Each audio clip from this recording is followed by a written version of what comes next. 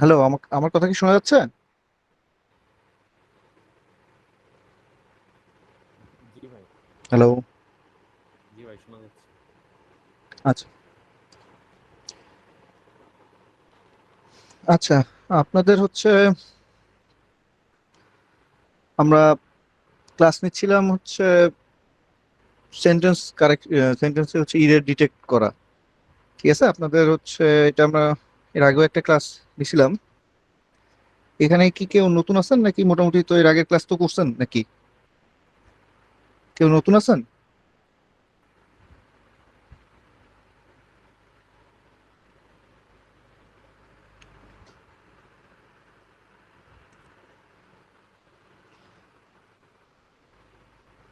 আচ্ছা।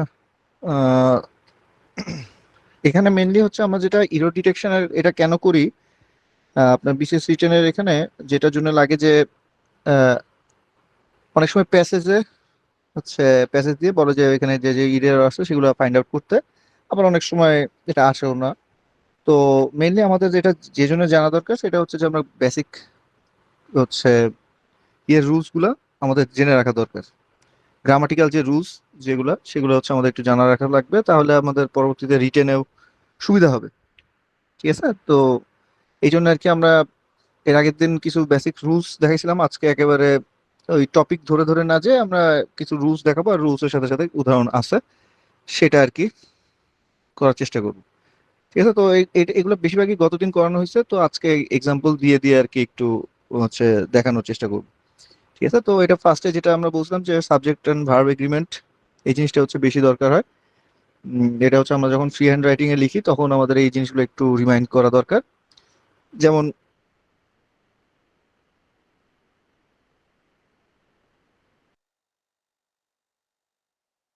মনে রাখবেন যদি অ্যাকম্পানিড উইথ হয় তাহলে ওখানে আবার পরের যে হচ্ছে সাবজেক্টটা সেটা অনুযায়ী হয়। যদি হারি অ্যাকম্পানিড উইথ রাম, তারপর হচ্ছে ইজ হেয়ার হলে কারেক্ট হইতো। বুঝতে পারছেন এখানে?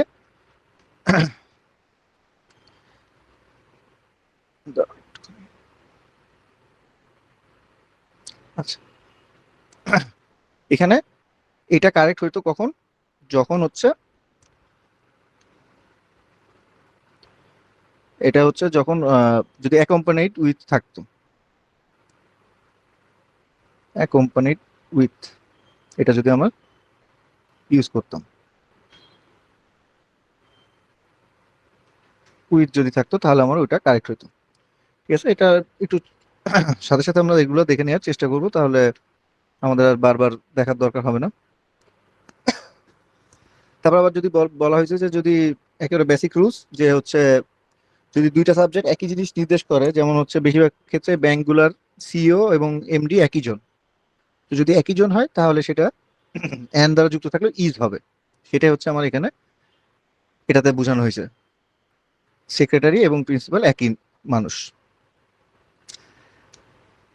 এরপরে হচ্ছে যেটা আছে যে ইচ, এভরি, এভরি এইট, এই ওয়ার্ডগুলো থাকলে আমাদের সিঙ্গুলার হয়। সেটারই একটা এক্সাম্পল এখানে দেয়া আছে।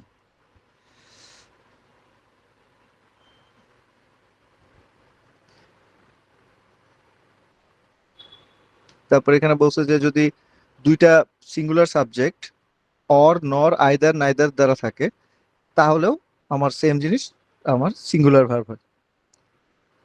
নাইদার, নর, এই এইগুলো টাইপের বা অর যদি থাকে তাহলেও হবে, এটা থেকে সিঙ্গুলার হবে। ঠিক আছে, আমরা 50টা রুলস মানে এখানে আছে, সেই সাথে সাথে উদাহরণ দেওয়া আছে, এই জন্য এই পিডিএফটা আজকে দেখানো। তো এখানে পরে যেটা আছে যে বলছে যে যদি অর নর দ্বারা যদি ডিফারেন্ট নাম্বার বোঝায়, নাইদার দ্য হেডমাস্টার্স, এখানে হচ্ছে দেখেন এখানে বোঝানো হয়েছে যেটা সেটা হচ্ছে যে হেডমাস্টার্স টিচাররা, বা সরি অ্যাসিস্ট্যান্ট মাস্টার্স, এখানে টিচারদের সংখ্যা বুঝাইছে। ঠিক আছে, তো এই সকল ক্ষেত্রে যেটা হবে যে সিঙ্গুলারটা আগে হবে আর প্লুরালটা পরে যাবে। তারপরে প্লুরালের হিসাব অনুযায়ী আমি ওই যে বলছিলাম না অ্যাকম্পানিড উইথ যদি ধরেন এখানে দুইটা একসাথে আমি যোগ করতাম, এন্ড দ্বারা যোগ করা যায়, বা অ্যাকম্পানিড দ্বারাও যদি আমি যোগ করতাম, নাইদার নর বা অর টর এগুলো বাদ দিয়ে, সেক্ষেত্রে accompanied with assistant masters were হইতো, কারণ এটার জন্য। ঠিক আছে, তো আমাদের এই জিনিসটা হচ্ছে ইম্পর্টেন্ট, এই জিনিসটা একটু মাথায় রাখবেন।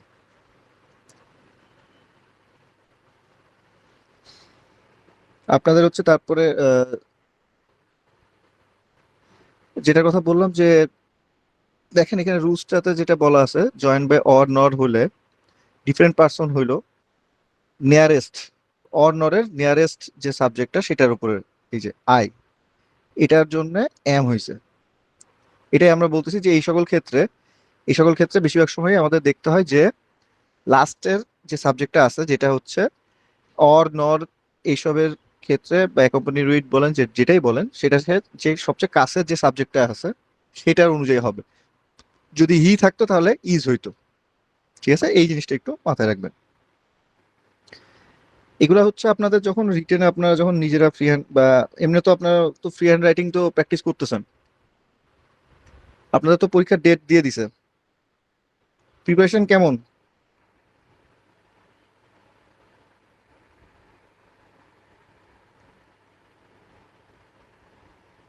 কেউ একজন বলেন, দেখি শুনি।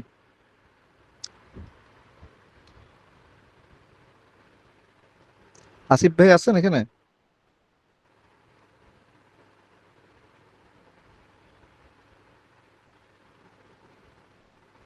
জি ভাইয়া। প্রিপারেশন টিপারেশন কেমন নিচ্ছেন? এমনি আপনার এক্সপিরিয়েন্স ভাইয়া, শোনার জন্য বলতেছি। মানে এখনো হচ্ছে গুছিয়ে আর কি উঠতে পারিনি। আহ, কি বেশি বেশি টেনশন বা ইয়ে হচ্ছে, প্রেশার মনে হচ্ছে? জি, প্রেশার তো ভাইয়া আছে। এটা কি ফার্স্ট রিটেন? জি ভাইয়া। ও আচ্ছা, এটা আপনি হচ্ছে আমার নিজের এক্সপিরিয়েন্স থেকে যেটা বলবো যে অ্যান্সার সব করতে পারবেন, এটা নিয়ে ভয় পাওয়ার কিছু নাই। ঠিক আছে, আপনার হয়তো এখন প্রথম রিটার্ন তো মনে হচ্ছে যে আমি পড়ি নাই, আমি কি লিখবো, পরীক্ষার খাতা তো শূন্য রেখে দিবো, এই সেই এইসব হয়তো মনে হতে পারে। যদি মানে আমি ধরে নিচ্ছি যে আপনি গুছায় নিতে পারেন নাই ওই হিসেবে বলতেছেন বলে। আর যদি আপনি ভালো করে গুছায় উঠতে পারেন, বাট ভালো স্টুডেন্টের মতো বলেন যে না আমি আসলে গুছাইতে পারি নাই বা পড়া হয় নাই, তাহলে আলাদা ইস্যু। বাট যাই হোক, এটা নিয়ে ভয় পাওয়ার কিছু নাই। আপনার এমনি বাংলা ইংলিশ এগুলো কি ফ্রি হ্যান্ড রাইটিং কি প্র্যাকটিস করার সময় পাচ্ছেন? জি জি ভাইয়া, এটা প্রতিনিয়তই মানে অল্প অল্প করে। হুম। আর হচ্ছে মনে হয় বেশি আন্তর্জাতিক আর বাংলাদেশের উপর জোর দিচ্ছেন নাকি? আমি হচ্ছে ভাইয়া মানে আহ, বিজ্ঞানের ছাত্র, তো এই কারণে হচ্ছে বাংলায় একটু মানে উইক, বাংলাটাতে বেশি জোর দিচ্ছি, আর হচ্ছে মানে বাংলাদেশ অ্যাফেয়ার যেটা আছে। হুম, বুঝতে পারছি। ঠিক আছে, আপনারা চেষ্টা চেষ্টা করেন আর কি, ওই যেটাই পড়বেন রচনা সবই বাংলাদেশের পার্সপেক্টিভে, তারপরে বিশ্বের পার্সপেক্টিভে যে সকল আলোচিত ইস্যু টিস্যু, এগুলো থেকেই ফ্রি হ্যান্ড রাইটিং গুলো প্র্যাকটিস করেন, তাহলে একটা দিয়েই সবকিছু হয়ে যাবে। আমাদের 44-এর সময় মোটামুটি ভাবে রাশিয়া ইউক্রেন যুদ্ধ দিয়ে মনে হয় 3টা রচনা লিখছি, বাংলাতেও আসছিল, ইংলিশেও আসছিল, আন্তর্জাতিক মনে আসছিল। যে তো বাংলাদেশ আর ইন্টারন্যাশনালটা হচ্ছে কম্বাইন করে পড়লে ওটা বাংলা ইংরেজি মানে সব হুম সব হুম জায়গায় ইয়ে করা যায়। হুম, ওইটাই একটু চেষ্টা করেন আর কি। ঠিক আছে, আমরা এমনি এখন যেটা আমরা আপনাদের করানো হচ্ছে সেটা হচ্ছে যে এমনি জাস্ট আপনারা সব জানেন, সবকিছুই পারেন বা বুঝেন। আমরা জাস্ট হচ্ছে একটু রিক্যাপ করতেছি, যাতে আপনারা যাতে শুধুমাত্র এটা গ্রামারের হিসেবে ভেবেন না, এটা যে কোনো জায়গায় যখন ইংলিশে, যেহেতু যে মার্কসটা একটু সহজে পাওয়া যায়, তো এটা যদি আপনি একটু সুন্দর করে আপনার জ্ঞানটা যদি একটু ঝালাই করে আপনি যদি সুন্দর করে লিখতে পারেন, এখানে আপনার একটা গেম চেঞ্জার হবে। কারণ মানে আমি পার্সোনালি জিজ্ঞেস করলাম বলে হ্যাঁ মাইন্ড করেন না, বাট এটা হচ্ছে এমনি জাস্ট নর্মালি যেটা বলার জন্য, বলার জন্য বললাম যে ধরেন সবাই আসলে প্রেশার নেয় হচ্ছে বাংলাদেশ আন্তর্জাতিক বিষয়গুলি, দেখবেন আপনি আপনার ফ্রেন্ড বা যারাই জিজ্ঞেস করবেন সেই বলবে যে এটা পড়তেছি। তো অ্যাকচুয়ালি ওইগুলো সবাই পড়ে, বা বিজ্ঞান ধরেন, বিজ্ঞানের ওইটা তো মোটামুটি ভালো নাম্বার পায়, ম্যাথেও নাম্বার পায়। তো গেম চেঞ্জার হচ্ছে বাংলা ইংলিশে যদি আপনার যদি ফ্রি হ্যান্ড রাইটিংটা খুব ভালো হয়, বা রচনা টচনা এগুলো যদি আপনি খুব ভালো করে লিখতে পারেন। যাই হোক, আচ্ছা, আমার হিয়ে কি দেখা যাচ্ছে? স্ক্রিন দেখা যাচ্ছে তো? জি ভাইয়া। আচ্ছা, তো দেখেন তারপরে যেটা বলা হয়েছে যে এখানে সাবজেক্ট ভার্ব এগ্রিমেন্টের ওই একই জিনিসেরই যেটা হচ্ছে আপনারা অন্যান্য জায়গায় যেটা পড়ে আসছেন সেটা জাস্ট এক্সাম্পল দিয়ে এবং রুলস গুলো দেখায় দেখায় বলা হয়েছে। তো এই জন্য দেখেন যে আমার জানতে হবে যে আর্টিকেলের কোনটার সাথে সময় কি বসে না বসে। যেমন কাউন্সিলের সাথে হ্যাজ বসে, মিলিটারির সাথে ওয়্যার বসে। তো এই জন্য আপনাদের আর্টিকেল যেটা, আর্টিকেলের পার্টটা একটু দেখতে হবে যে কোন কালেকটিভ নাউনটা সিঙ্গুলার কোনটা প্লুরাল। ঠিক আছে, এটার সাথে আর্টিকেলের ওই জিনিসটা একটু পড়বেন। তারপর আবার ওই যে হিমালয়ের সাথে কি বসে, গঙ্গার সাথে কি বসে, এই টাইপের জিনিসগুলো একটু দেখে নেবেন। আবার কারণ এরপরে মনে হয়, আমি জানি না আপনাদের রুটিন আবার রিঅ্যারেঞ্জ করা হবে কি বা কি করতেছে, তো ওখানে হয়তো এই জিনিসগুলো থাকবে যে লাস্টে হচ্ছে কি চিহ্ন বসবে বা ইয়েতে সব জিনিসপত্র চেনারও জিনিসপত্র থাকে। তো যাই হোক, তারপর আবার কিছু জিনিসপত্র আছে দেখলে মনে হয় যে ম্যাথমেটিক্স, লাস্টে এস আছে, লাস্টে এস থাকার জন্য মনে হবে যে এটা হচ্ছে প্লুরাল, কিন্তু আসলে না। এরকম কিছু উদাহরণও আছে, আপনারা দেখবেন আহ, হয়তো ক্লিস্টফেলে গেলে পাবেন। তারপরে বলছে যে together with, in addition to, বা এই টাইপের যদি জিনিসপত্র থাকে তাহলে আমি যেটা বললাম অ্যাকম্পানিড উইথ, এগুলার ইউজ গুলা একটু দেখবেন। এই যে the chief with all his men was massacre.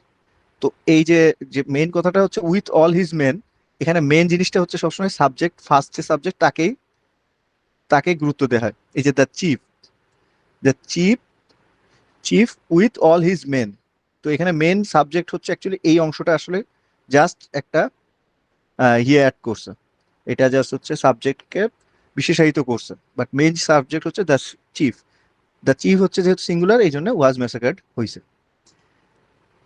তারপরে হচ্ছে এই যে I who is your friend, এখন আই, এই হু এর আগে যে সাবজেক্টটা থাকে সবসময় মনে রাখবেন, হু এর ক্ষেত্রে আই, হু এর আগে যে সাবজেক্টটা থাকে সেটাই হচ্ছে আমার পরের ভার্বটা সেই সাবজেক্টকে নির্দেশ করে।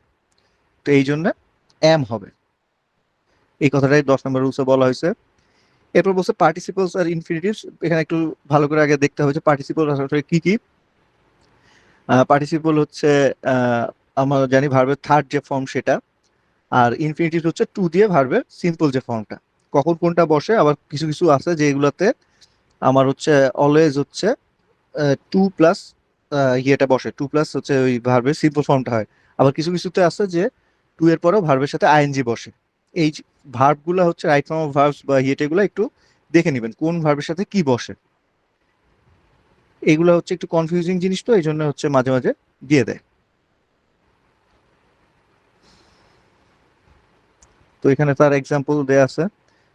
তারপরে এই যে নো, আচ্ছা দেখেন নো ইজ ফলো বাই, আচ্ছা I know to write a letter, এটা আসলে এই সকল ক্ষেত্রে বেশিরভাগ সময়ই হয় যে ডিসক্রাইব করা হয়, ডিসক্রাইব করার জন্য যে I know how to write a letter. তো এই WH ওয়ার্ড গুলো আছে, বা হোয়াট টু রাইট, যদি আমরা এটা যদি না দেই, I know how to right অথবা হোয়াট টু রাইট, যে আমি কি লিখবো আমি জানি, বা এইগুলা দিয়েও আমি এই সেন্টেন্সটা কারেক্ট বলতে পারি। তারপর আবার একটু আগে যেটা বললাম যে কিছু কিছু ভার্বের সাথে টু বসে না, ইনফিনিটিভের সময় টুটা বসে না। যেমন স্পিক অন, স্পিকের সাথে টু বসে না। এরকম কিছু ভার্ব আছে, সেগুলোর এক্সাম্পল এখানে দেয়া আছে। আমরা এটা আপনাদেরকে শেয়ার করা হবে, তো আপনি এখান থেকে তখন দেখে নিতে পারবেন। এগুলো সব ইয়েটা একসাথে দেয়া আছে, তো এটা আপনাদের কাজে লাগবে। একবার এটা দেখলে পুরোটা মোটামুটি ভাবে সবগুলাই হচ্ছে আপনাদের কাভার করে ফেলবে। তো এটা তো জানেনই যে আপনার যে মোডাল অক্সিলারির পরে একদম মিনিমাম যে হচ্ছে সাবজেক্টের সিম্পল ফর্মটা হয়, সাবজেক্ট প্রেজেন্ট যে ফর্মটা সেটা বসে, এবং কোনো ইএস এসব যোগ হয় না। ঠিক আছে, আর এটার সাথে হচ্ছে টু টু বসানোর দরকার হয় না, একদম সাবজেক্টের মেন ভার্ব বসে। আর এটাও তো হয়তো জানেন যে had better, had rather, had as soon as, had sooner, ETC থাকলে এটা হচ্ছে এটাতে আমাদের ইনফিনিটিভ বসানোর দরকার হয় না। I had better get, better go now, বা হি হ্যাড বেটার গো নাও, মানে এরকম টাইপের যে জিনিসপত্রগুলো, এগুলোতে দেখা গেছে হ্যাড বেটার থাকলে জাস্ট ভার্বের সিম্পল ফর্মটা বসে। কোনো কিছু চেঞ্জ করার প্রয়োজন হয় না। তারপরে আচ্ছা, এখন দেখেন নর্মাল ক্ষেত্রে যেটা হয় যে আহ, এখানে যেটার এক্সাম্পল দেওয়া আছে, he did nothing but wonder, যখন হি ডিড বাটের পরে, বাটের পরে হচ্ছে আমার ইনফিনিটিভের এই জিনিসটা বসে না। বাটের পরে ইনফিনিটিভ বসানোর দরকার হয় না, মানে টু বসানোর দরকার হয় না। এই জিনিসটা মনে রাখলে হবে, এক্সাম্পল দিয়ে এটা মনে রাখতে পারলে সবচেয়ে ভালো। ঠিক আছে, তারপরে বলা হয়েছে যে every participle must have a subject or reference. যদি হচ্ছে পার্টিসিপল বসে তাহলে পার্টিসিপলটা অবশ্যই কোনো একটা সাবজেক্ট থাকবে। বিইং এ রেনি ডে, এটা হচ্ছে বিইং এ রেনি ডে কি নির্দেশ করতেছে? ঠিক আছে, বিইং এ বয় যদি আমি বলতাম, তারপরে ওইটাই বিইং এ বয় বা বিইং ভিজয়, এটা দিয়ে আমি একটা সেন্টেন্স হয়তো করতে পারতাম। কিন্তু বিইং এ রেনি ডে, এটা কি, রেনি ডেটা কি, এই জন্য এটার সাথে সাবজেক্ট থাকবে। ঠিক আছে, যদি আমরা পার্টিসিপলের যে আইএনজি ফর্ম যেটা আছে আমি যদি সেটা বসাতে চাই, তার সামনে অবশ্যই একটা সাবজেক্ট দরকার হবে।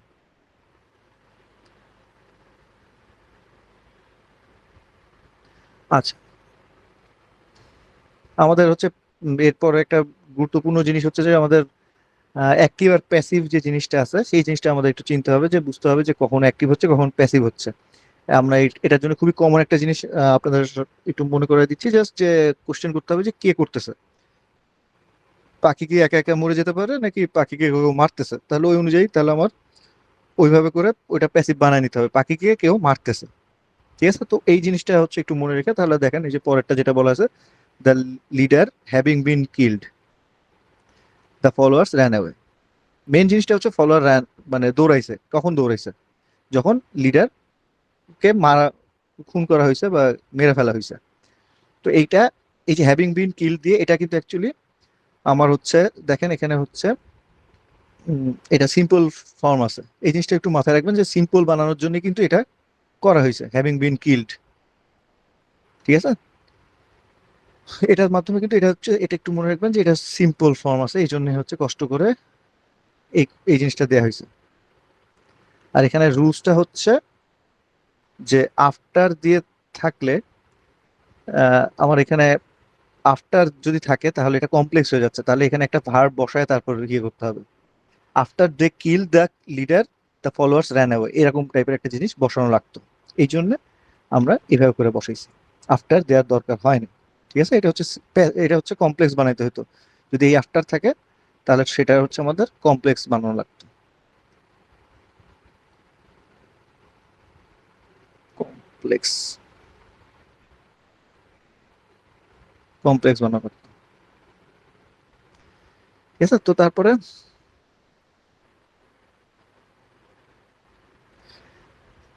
তারপরে হচ্ছে আরো যে কিছু পার্টিসিপল আছে, যে considering the case, I took the decision, referring বা এইসব জিনিসপত্র ইজিলি ভাবে আমরা কোনো সাবজেক্ট ছাড়াই জিনিসটা হচ্ছে আমরা ডিসক্রাইব করতে পারি। Considering, referring, referring to the point, regarding this matter, এইভাবে করে দিলে আমাদের এটা কোনো সাবজেক্ট দরকার হয় না, প্যাসিভ হোক আর হচ্ছে অ্যাক্টিভ হোক। ঠিক আছে, এই ভার্বগুলো একটু চিনে নেবেন, যখন দেখবেন তখন এই ভার্বটা একটু দেখবেন, এই ভার্বগুলো একটু আন্ডারলাইন করে রাখবেন, যখন পড়বেন তখন তাহলে হবে। আর আচ্ছা, এই যে এই এখন যে জিনিসগুলো পড়ানো হচ্ছে, এই জিনিসগুলো এই ভার্বগুলো একটু চিনে রাখবেন বা একটু দেখে রাখবেন।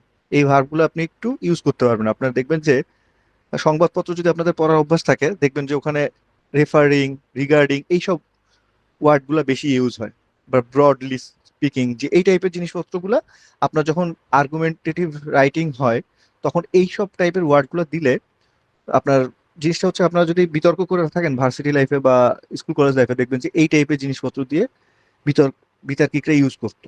তো আপনি যখন যে কোনো জায়গায় যখন ডিবেট করতেছেন বা আর্গুমেন্টেটিভ জিনিস কোনো কিছু একটা অ্যানালাইসিস করতেছেন তখন আপনার চেষ্টা করতে হবে যে এই সকল ওয়ার্ডগুলো ইউজ করা। ঠিক আছে, এই ভার্বগুলো এই জন্য একটু চিনে রাখবেন।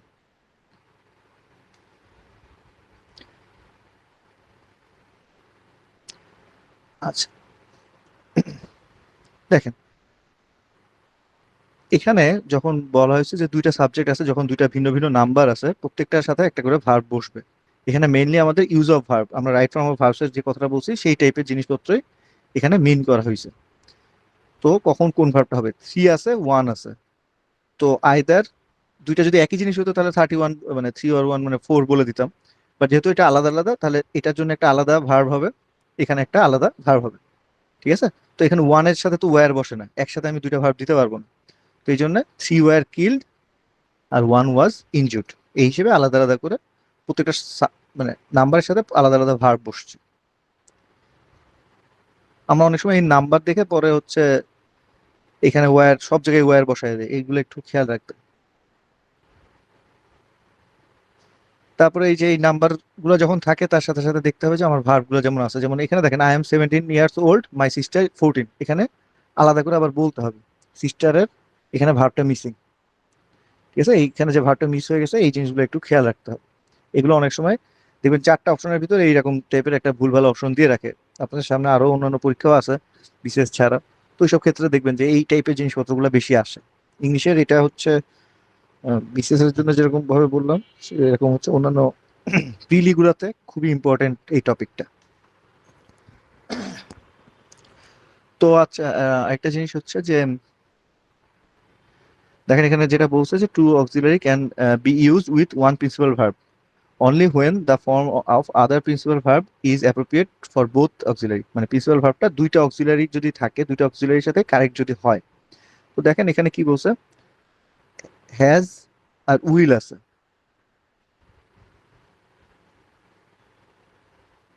এখন আমাদের হচ্ছে এই হ্যাজের সাথে তো আমরা জানি কি ভার্বটার থার্ড ফর্ম বসে, এখানে তো সিম্পল ফর্ম আছে, দুইটার জন্যই তো অ্যাকচুয়ালি এই জিনিসটা আমি ইউজ করতে পারি না, এই জন্য আলাদা আলাদা করে বসানো হয়েছে।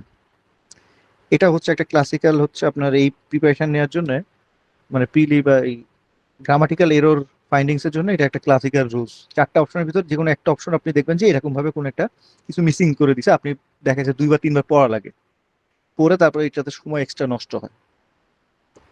ঠিক আছে? তারপরে এই যে এটা আরেকটা classic example, 10 candidates have passed, one failed. আমরা এটা ওয়ান ফেইল্ড যখন বলি অনেক সময় অ্যাড করার সময় খেয়াল করি না যে আসলে আগের সাবজেক্ট, মানে আগের সেন্টেন্সটাতে আসলে কি ফর্ম ইউজ হয়েছে। এখানে যেমন হ্যাভ আসছে, এখানেও তাহলে ওই জিনিসটা আমার ইউজ করতে হবে। ঠিক আছে? এটা প্যারালিজমের ভিতরে পড়ে। তারপর আবার এই যে যখন আমরা দেখি যে একটা সেন্টেন্স শেষ হয়ে গেছে, পরের সেন্টেন্সে আমরা সম্পূর্ণ নতুন, আপনারাও যখন ফ্রি হ্যান্ড রাইটিং করবেন তখন দেখবেন যে আপনারা বেশিরভাগ ক্ষেত্রে ফ্রি হ্যান্ড রাইটিং এর সময় তো জানেন যে পাস্ট ফর্মে বেশিরভাগ জিনিসপত্র লেখা হয়, বা আমরা যখন কোনো মান দিতে থাকি, ধরেন 2023-24 সালের অর্থ বছর সম্বন্ধে বলতেছি বা এইসব বলতেছি, তখন বেশিরভাগ সময় পাস্ট বসাই। তো পাস্ট বসানোর পরে পুরো সেন্টেন্সটাই কিন্তু ওই ফর্মেটেই বসে। ঠিক আছে? আমরা অনেক সময় বিকজ বা কোনো একটা প্রিপোজিশন বা কনজাংশন দিয়ে অ্যাড করার পরে আমরা আসলে ওই জিনিসটা খেয়াল করি না যে ভার্বের আসলে কোন ফর্মটা বসানো লাগবে। এই এই জিনিসটা কিন্তু খুবই ভুল যায়। এবং রিটেনার কিন্তু এইসব জিনিসপত্রগুলাই দেখে।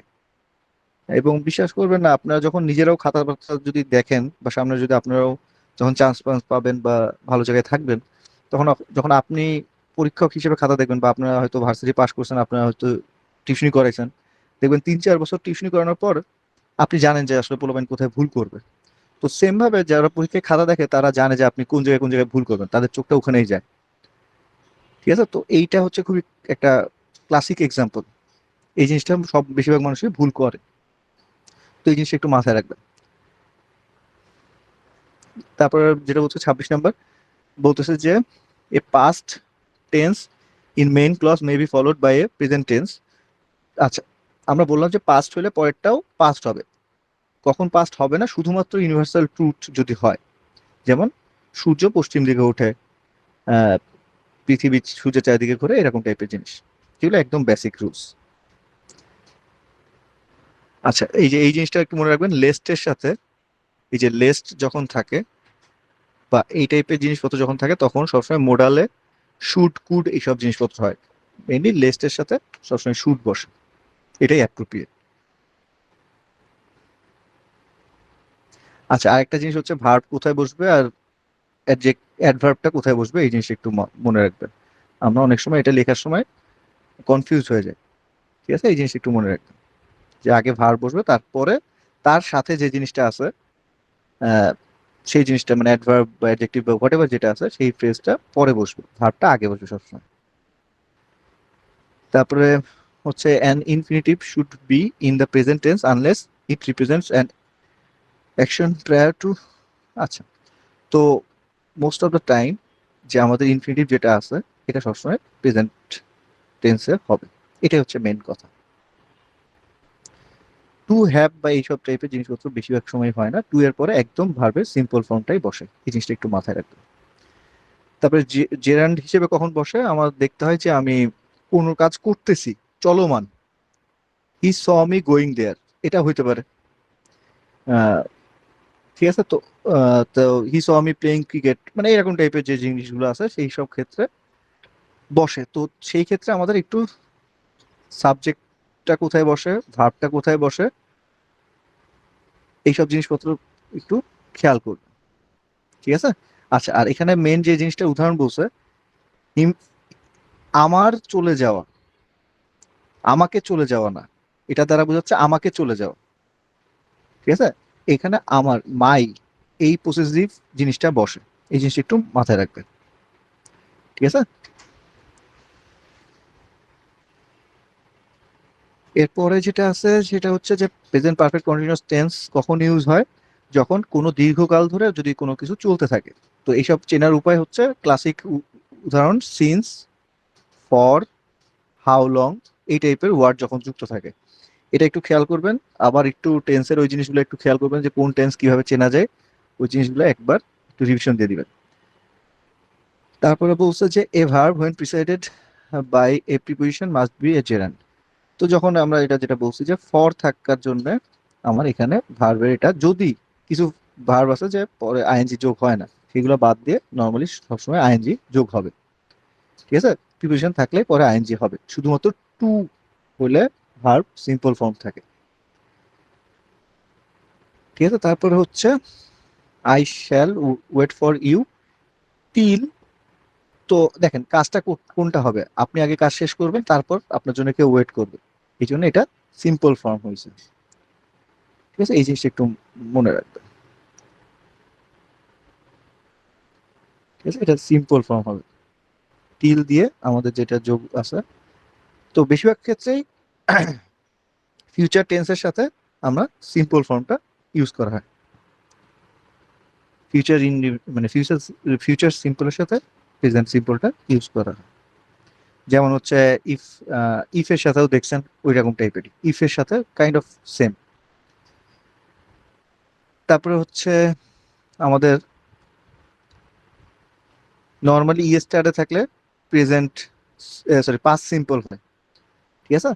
আর যদি পাস্ট পারফেক্ট হতে হয় তাহলে সিন্স, সরি সিন্স বলি, হচ্ছে ইয়েট, তারপরে অনেক সময় হচ্ছে এই অলরেডি, এইসব টাইপের ওয়ার্ড হয়, যেটা আমি বললাম যে টেন্সের কোনটা কি থাকলে কি হবে, সেই জিনিসটা একটু আরেকবার একটু রিভিশন দিয়ে নিবে। ঠিক আছে। তো নর্মালি শুড আর মাস্ট, মানে দুইটা মোডাল কখনো একটা কনজাংশন ছাড়া, মানে অ্যান্ড অর ছাড়া, অ্যান্ড অর বা বাট, কোনো একটা কিছু কনজাংশন আমার থাকা লাগবে। ঠিক আছে। দুইটা মোডাল কখনো পাশাপাশি বসে না, এই জিনিসটাই হচ্ছে এখানে এই রুলসে দেখানো হয়েছে, হি শুড অ্যান্ড মাস্ট দুইটা একসাথে বসা লাগে।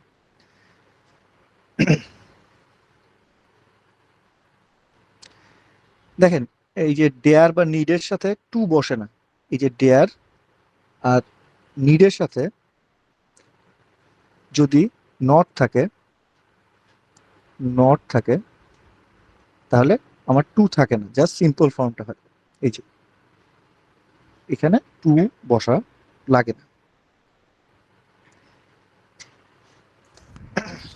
এরপরে দেখেন, আচ্ছা এখানে দেখেন অ্যাডজেক্টিভের ইউজ সম্বন্ধে বলা হয়েছে, অ্যাডজেক্টিভ গুলা হচ্ছে কখন কোনটা বসে। আপনার হয়তো অলরেডি জানেন যে how much, how little, little much, few, এগুলা কখন কোনটা বসে, কোনটা কাউন্টেবল নাউন আর আনকাউন্টেবল নাউন। তাহলে এখানে আমাদের এই কাউন্টেবল নাউনটা আমাদের জানা লাগবে, আনকাউন্টেবল নাউনটা আমার জানা লাগবে কোনটার সাথে কি বসে। আমি যদি, যেটা রাইস আমি গুনতে পারতেছি না, সেটার সাথে সাম বসবে। ঠিক আছে। ফিউ বসে হচ্ছে যেগুলো গণনা করা যায়। তারপরে এ ফিউ কখন বসে। ঠিক আছে। এই টাইপের জিনিসপত্রগুলো একটু একবার রিভিশন দিয়ে নিবেন। তারপর বলছে কি numeral adjectives are used for countable noun only and they show how many percent. এই যে আমার যদি বলি যে 5 জন আছে, সেটা অবশ্যই 5 জন যাকে আমি গুনতে পারতেছি। আমি তো 5 এমন কারোর সামনে বসাবো না যেটা 5টা পানি আছে, এটা তো আমি বলবো না। ঠিক আছে? তো যেমন এখানে থিংস আমি ইয়ে করতে পারছি না, এ ফিউ থিংস এই জন্য বলতেছি, যেটা থিংসটা আমি অ্যাকচুয়ালি গুনতে পারি। এই জন্য হয়তো 5 থিংস বলতে পারতাম, 5টা জিনিস। অথবা এ ফিউ থিংস যেটা হচ্ছে কাউন্টেবল জিনিসের সাথে বসে। লিটল বসে হচ্ছে এই যে little water, give me little water. ঠিক আছে, কিছু অল্প পানি খাও বা এরকম টাইপের জিনিসপত্র। তো এই জন্য আমরা ওই যে এটা অ্যাকচুয়ালি কাউন্টেবল নাউন আনকাউন্টেবল নাউনেরই একটা এক্সাম্পল। আচ্ছা, কার্ডিনাল আর অর্ডিনাল এটা তো জানেন মনে হয়। একটা হচ্ছে আমার ফোর্থ, আর একটা হচ্ছে ফোর সংখ্যা, আর একটা হচ্ছে আপনার যে order, first second third fourth, আর একটা হচ্ছে 1 2 3 4। ঠিক আছে, এই জিনিসটা the four first boy, the four first boys will be given the chance. এখন ফোর ফার্স্ট বয় না, ফার্স্ট ফোর বয়েজ মানে প্রথম 4 জন। এটা মিন করতেছে অ্যাকচুয়ালি প্রথম প্রথম 4 জন।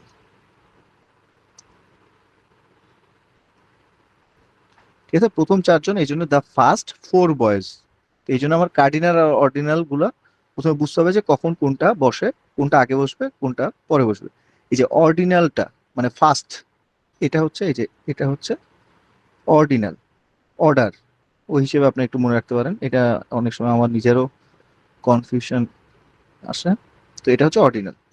তো অর্ডিনালটা সবসময় আগে বসবে, সেটাই এখানে এক্সাম্পল হিসেবে দেখানো হয়েছে। তো letter, latest refer to the time and let. আচ্ছা, লেটার মানে হচ্ছে পরে, লেটার মানে হচ্ছে পরের জন। এই জিনিসটা একটু মনে রাখবেন। হি ওয়াজ লেটার, হি ওয়াজ লেটার মানে হচ্ছে যদি এইটা লেটার মানে বোঝা যায় পরবর্তী যে বক্তা, বা লেটার হাফ, পরের অবস্থা। আর লেটার মানে হচ্ছে আমি জাস্ট একটু দেরি করছি, একটা দেরি। তো এটা হচ্ছে কি কমন যে ওয়ার্ডগুলো আছে, কনফিউজিং ওয়ার্ড, যেটা কাছাকাছি হয় কিন্তু ভিন্ন মিনিং, মানে ওয়ার্ডের বানানটা কাছাকাছি হয় কিন্তু মিনিং পুরোপুরি ভিন্ন। এটা কিছু ওয়ার্ড দেখবেন যে ক্রিস্টোফেল বা অন্যান্য যে কোনো বই আপনারা ফলো করেন, সেখানে দেখবেন যে কনফিউজিং ভার্বস বা কনফিউজিং ওয়ার্ড আছে কাছাকাছি মিনিং এর, সরি কাছাকাছি বানানের কিন্তু ভিন্ন মিনিং, ওই জিনিসটা একটু দেখবেন। তারপর ফার্দার আর ফার্দার, এটা হচ্ছে ফার্দার আর এটা হচ্ছে ফার্দার। এটা হচ্ছে দূরে, আর ফার্দার মানে হচ্ছে আরো বা বেশি। ঠিক আছে, তো এখানে দেখতে হবে যে ফার্দার ইমপ্রুভমেন্ট, আমি আরো বেশি, আরো ইমপ্রুভমেন্টের দরকার আছে। আর এই ফার্দার মানে হচ্ছে দূরের ইমপ্রুভমেন্ট তো দরকার নাই। ঠিক আছে, এই জিনিসটা একটু পার্থক্যগুলো বুঝতে হবে।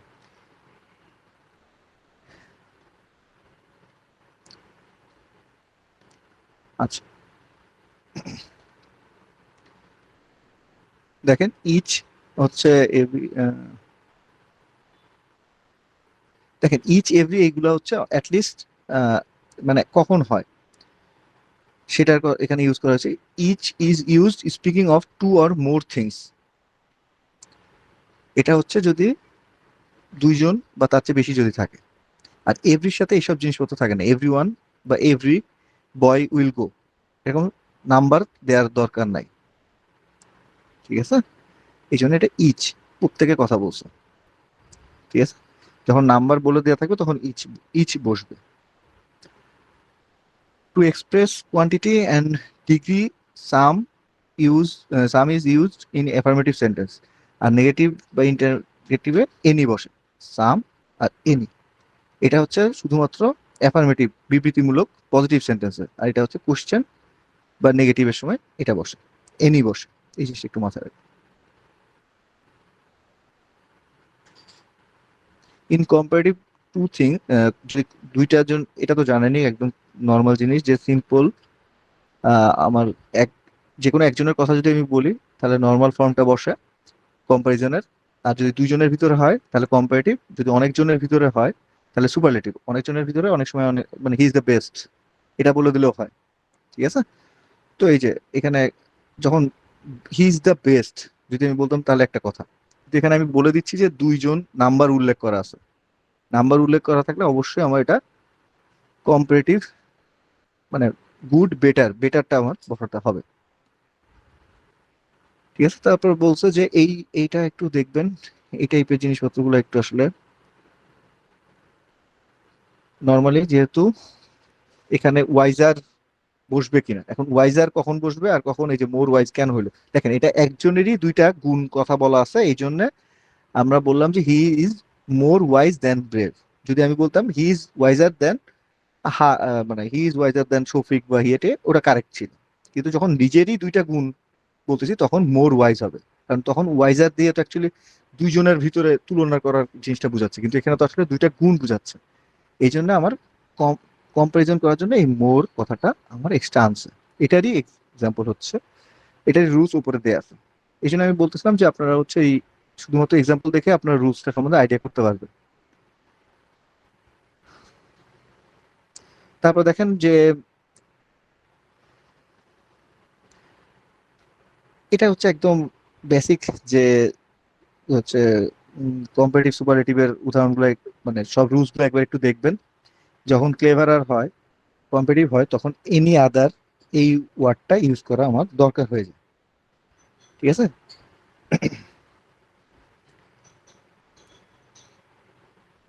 তারপর আমরা বললাম যে হি ইজ দ্য বেস্ট, এটা বলে দিলেও হয়, তারপর হি ইজ দ্য স্ট্রংগেস্ট, আর যদি আমি কিছু না বলি তাও কারেক্ট, ঠিক আছে। কিন্তু একটা জিনিস মনে রাখবেন, সুপারলেটিভের সময় অফ অল আদার বা এই টাইপের জিনিস, যেটা ওই যে এনি আদার টাইপের এই সকল কথাবার্তা হয় না। Just he is the best in the class বা হি ইজ দ্য বেস্ট বলে দিলেও অনেক সময় কারেক্ট হয়, ঠিক আছে। সুপারলেটিভের সময় আপনার এই এনি আদার, ইচ আদার বা এইসব জিনিসপত্র কথাবার্তা গুলো বলার দরকার হয় না। আচ্ছা, আরেকটা জিনিস হচ্ছে দেখেন, যদি বোম্বাই মানে Mumbai is greater than Delhi, এই ওয়ার্ডটুকু কারেক্ট ছিল, যে হচ্ছে মুম্বাই হচ্ছে এমনি ভালো, দিল্লির চেয়ে ভালো, এটা কারেক্ট।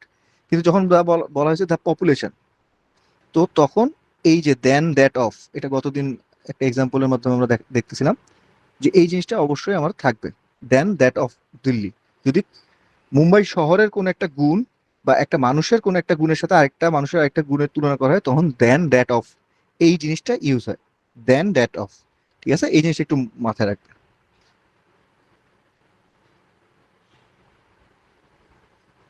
দেখেন, যাতে হচ্ছে আমাদের এটা হচ্ছে ক্লিফস্টফেলের 40টা যে এক্সারসাইজ আপনাদের করতে বলছিলাম, তার পরের যে এক্সারসাইজ আছে সেখানে বলছিলাম যে দুইটা তিনটা জিনিস একটু দেখবেন, প্যারালিজমের একটা, আরেকটা হচ্ছে বাহুল্যতার যে দোষ। তো এখানে এই যে মোস্ট আর ক্লেভারেস্ট দুইটা একসাথে দেওয়া হলে আমার বাহুল্যতা বসে, ঠিক আছে। দুইটা কখনো একসাথে হবে না, এটার কথাই বলা হচ্ছে, ঠিক আছে। তো এটাই ছিল, এইগুলাই হচ্ছে মানে কমন রুলস। আপনাদের যদি কোনো কিছু কোশ্চেন টোশ্চেন থাকে আপনারা তাহলে বলতে পারেন, বা আপনাদের যেহেতু 28 তারিখ, 28শে আগস্ট, হয়তো আর 44-45 দিন, না সরি, আরো বেশি, 54-55 দিনের মতো সময় আছে। তো এই রুলস গুলো একটু আপনারা একটু বাসায় যখন প্র্যাকটিস ট্যাকটিস করবেন, তখন এই যে রুলস গুলো আপনাদের পড়ায় দেওয়া হচ্ছে, আপনি এই জিনিসগুলো একটু মাথায় রেখে ফ্রি হ্যান্ড রাইটিং যখন নেক্সট প্র্যাকটিস করবেন, তখন এইসব জিনিসপত্রগুলো একটু মাথায় রাখার চেষ্টা করবেন। এখন আপনারা বলেন, আপনাদের যদি কোনো প্রবলেম থাকে বা কোনো কিছু সম্বন্ধে আপনাদের যদি কোনো জিজ্ঞাসা থাকে, তাহলে সেটা আপনি বলতে পারেন।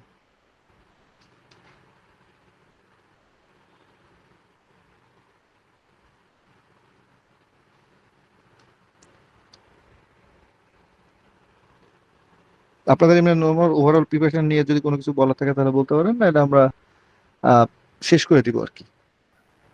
এরপরে আপনাদের কি ক্লাস আছে কোনো? না ভাইয়া। আহ, আচ্ছা, ঠিক আছে ভাইয়া তাহলে। আমার হ্যাঁ, একটা বলেন। বিষয় জানার ছিল, সেটা হচ্ছে বাংলাদেশ ব্যাংকের এর যে প্রিপারেশন, হ্যাঁ, হুম। সেক্ষেত্রে হচ্ছে প্যাসেজ সলভ আর হচ্ছে ওর গ্রামাটিক্যাল বা ফ্রি হ্যান্ড রাইটিং এর যে বিষয়গুলা, এইগুলোতে হচ্ছে হুম। মানে কোন মানে এডি বেসড কোনো হচ্ছে ভালো বই আছে কিনা, বা হচ্ছে ওটারে কি বলে কোশ্চেন ব্যাংক আছে কিনা, যদি কাইন্ডলি কোনো একটা সাজেস্ট করতেন।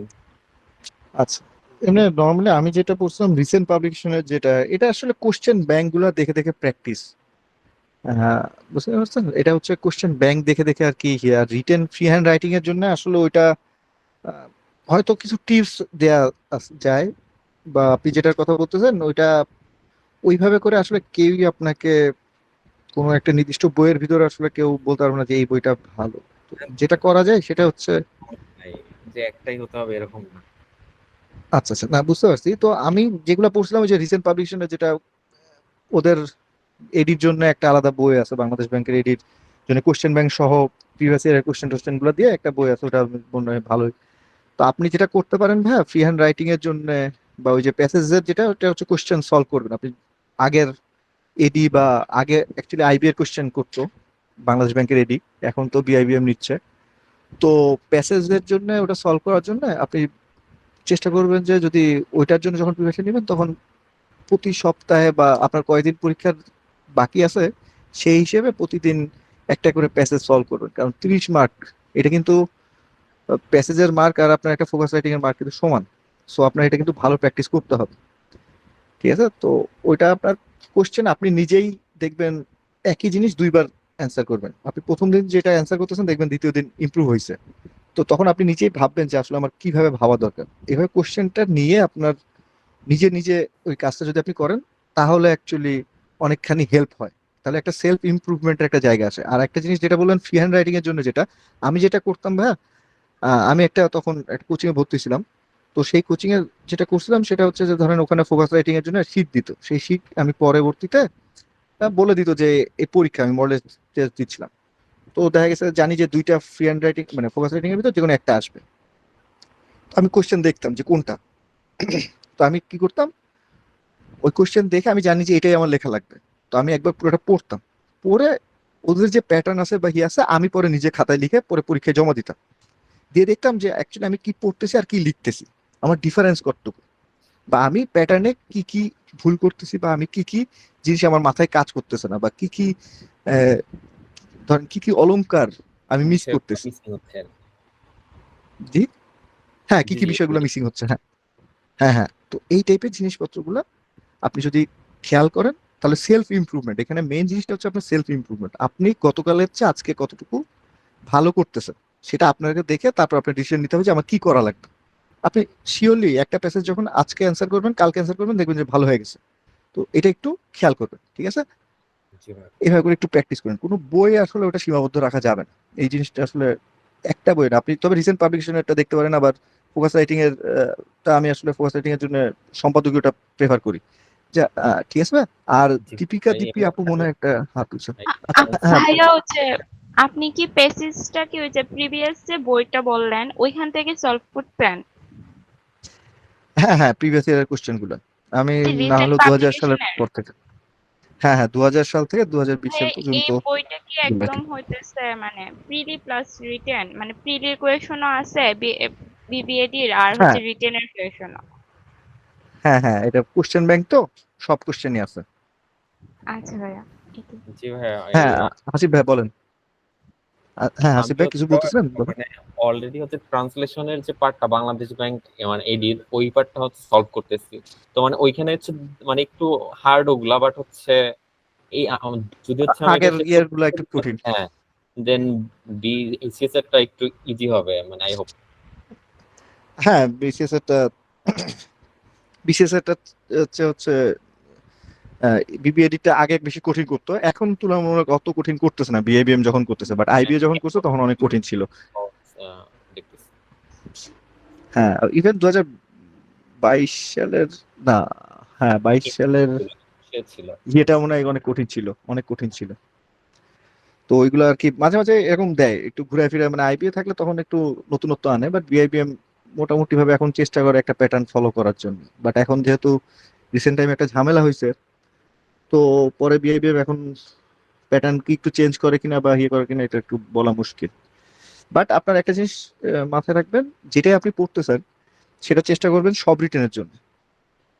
এবং আজকে যে টপিকটা আমরা পড়ালাম সেটা আমি দেখেন আমি চেষ্টা করছি যে যাতে আপনারা যেই যেই পরীক্ষাগুলো সামনে দিবেন বা যেই পরীক্ষাগুলো দিছেন সেইগুলোতে যাতে হেল্প করে। আপনি যে টপিকটা এখন পড়তেছেন সেটা কোন কোন জায়গায় কাজে লাগানো যায় সেটা আপনার নিজের পার্সোনাল অ্যানালাইসিস করার ক্ষমতা থাকা লাগবে, ঠিক আছে, এখন তো বুঝতেই পারতেছেন আপনারা বিসিএস দিচ্ছেন, আপনারা সামনে কোটা আসবে বা ইয়ে আসবে, এখানে কিন্তু প্রিপারেশন আপনার সবসময় চোখ কান খোলা রাখতে হবে, সব জিনিস সব জায়গায় কাজে লাগাতে হবে। যেটাই শিখতেছেন আজকে, সেটা কোন কোন জায়গায় কাজে লাগানো যায় বা কিভাবে কাজে লাগানো যায় সবকিছু কিন্তু আপনাদের মাথায় থাকা লাগবে। বুঝতে পারছেন ভাইয়া? আর কোনো কিছু? না ভাইয়া, ধন্যবাদ। আচ্ছা ঠিক আছে ভাইয়া, তাহলে ঠিক আছে, ক্লাস শেষ করতেছি। আসসালামু আলাইকুম, আল্লাহ হাফিজ।